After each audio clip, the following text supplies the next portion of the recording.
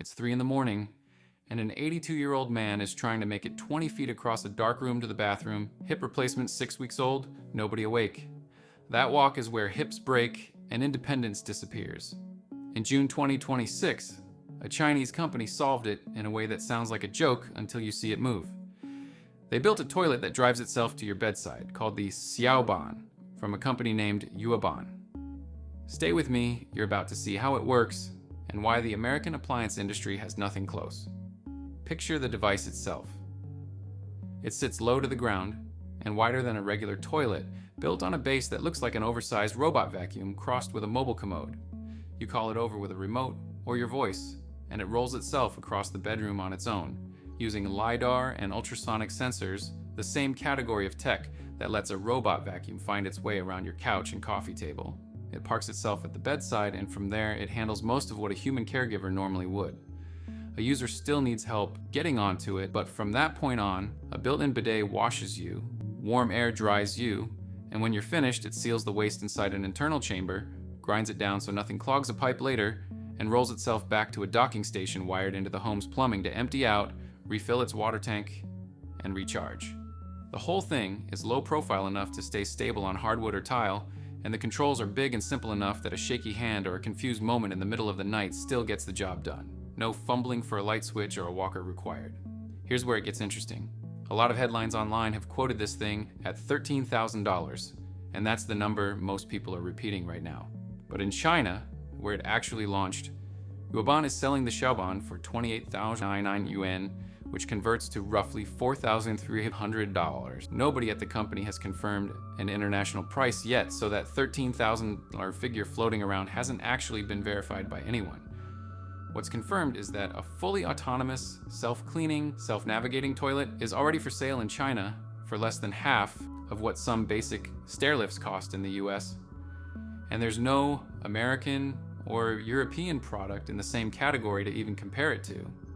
Compare that to what's actually on the market here. A raised toilet seat, a bedside commode you empty by hand, grab bars. None of it moves, none of it cleans itself, and all of it still depends on a second person showing up in the middle of the night. So why does a toilet need to drive itself in the first place? This is a problem that's already out of control in places like the United States. The Centers for Disease Control tracks this exact scenario every year, and the numbers are rough. Over 14 million older adults report falling annually, roughly 1 in 4 people over 65, and falls are the single leading cause of injury in that age group. Bathrooms are one of the most common places it happens, because that late night walk combines bad lighting, hard tile, and a body that isn't as steady as it used to be. The number of Americans 85 and older is also projected to nearly quadruple between 2000 and 2040, and the number of Americans living with Alzheimer's is projected to more than double by 2050, which means this exact 3 a.m. scenario is only going to get more common over the next 2 decades. Now put the caregiver side next to that.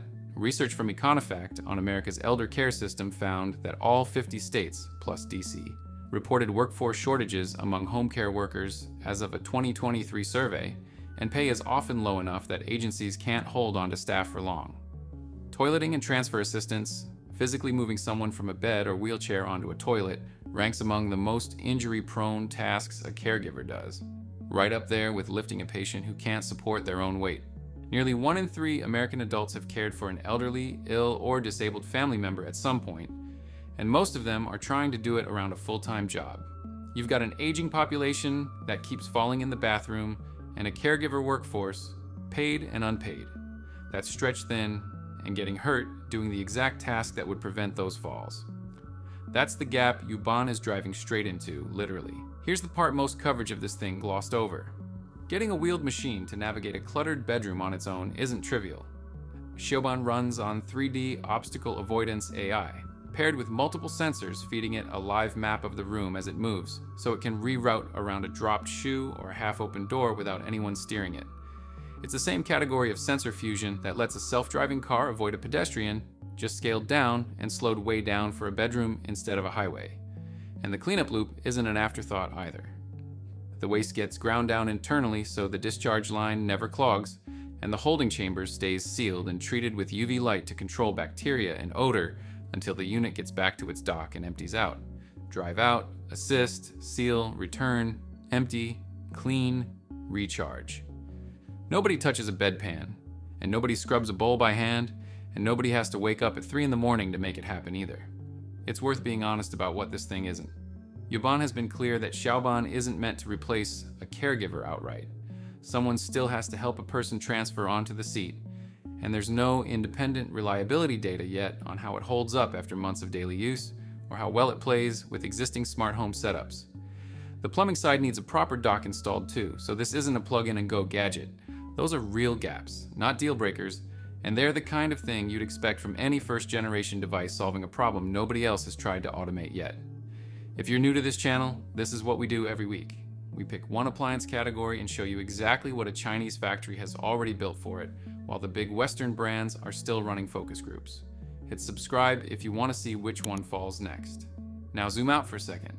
Yueban isn't a household name, and Xiaoban, the company that owns it, isn't a brand most people outside China could pick out of a lineup. But that's exactly the pattern this channel keeps running into. A company doesn't need to be famous to ship the product first. Chinese manufacturers got to cheap, capable robot vacuums years before the big American appliance names took the category seriously. They're running the same playbook right now on compressor-free refrigeration, on induction cooktops that outperform Western models on price, and now on a machine that handles one of the most physically and emotionally difficult parts of aging in place. And this isn't happening in a niche market either. China's population is aging faster than almost any country on Earth, so Yueban is building this for a domestic market that's about to need millions of these. Even Toto, the Japanese company that basically invented the modern smart toilet with heated seats and built-in bidets decades ago, hasn't put anything autonomous on the market. Toto perfected the toilet you sit on. Yueban built the toilet that comes to you. That's the difference between iterating on a category for 40 years and skipping straight past it in a single product launch. It's the same move this channel has watched happen with fridges, with air fryers, with induction stoves, where one company keeps polishing the version everyone already owns, while another one builds the next version entirely. Meanwhile, the American conversation around elder care robotics is still mostly stuck in university labs and small pilot programs, the kind of research that gets a press release and a prototype video, then quietly stalls before it ever reaches a store shelf. There's no equivalent product sitting on that shelf, no equivalent price point, and no company racing to hit one. The gap isn't that Western engineers can't design a self-driving toilet, it's that nobody built the business case fast enough, and by the time someone does, Yueban will already be 2 or 3 product generations ahead, refining a device that's already selling in the country with the fastest aging population on the planet. That 3 a.m. walk to the bathroom, the one that ends careers, breaks hips, and quietly takes away someone's independence, might not be inevitable for much longer.